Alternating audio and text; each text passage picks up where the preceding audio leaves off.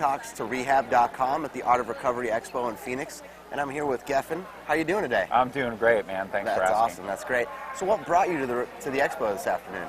Well, I'm a therapist, and I'm Okay. also in recovery myself, and I work with the population, and I think this is probably the best local expo that we have as far as bringing together resources and really shedding some light on the problem, and more importantly, the solution.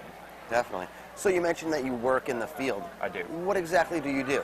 I do all private practice, all individual therapy. Okay. I work with people needing to get into recovery, who have just entered recovery, people transitioning out of inpatient or outpatients, integrating back into the community, stuff like that. Oh, that's great.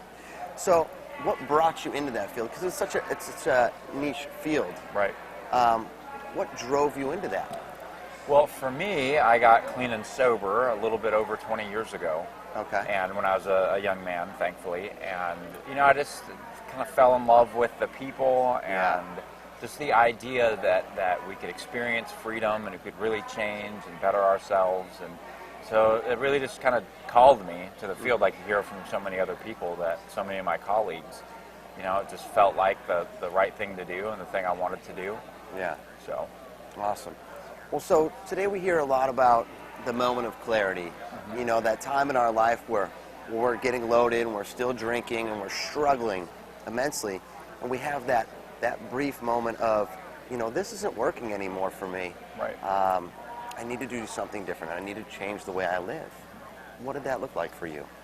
It's pretty interesting, man. For me, it was more looking back, and I'll tell you what I mean by that. Sure. I got my parents, like I said, I was pretty young. I was about 18 when I got clean. Okay. And my parents, threw me into treatment. Yeah. Basically, and although I could have left, they made it pretty clear that I were not going to have a lot of options as far as support from them, financially, things of that nature. And so I figured I would lay low, do the deal, kind of fake my way through it, plan my next move, and I had really no intention on staying clean.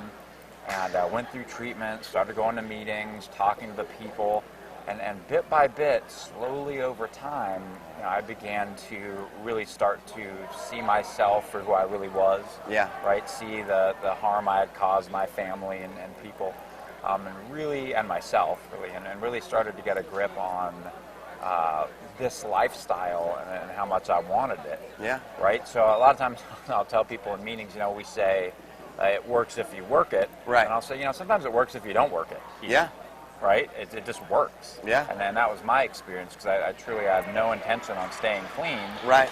And I just kind of stayed in there to plan my next move and ended up experiencing the miracle of recovery. Wow. And then in retrospect was able to see, okay, things have been really destructive for me. I'd really set myself up to fail, things of that nature. So I didn't have like a pure moment of clarity from oh my God, what have I done? White light, yeah. Right standpoint. It was much more of the educational variety. Certainly. As they say. Yep, definitely. So.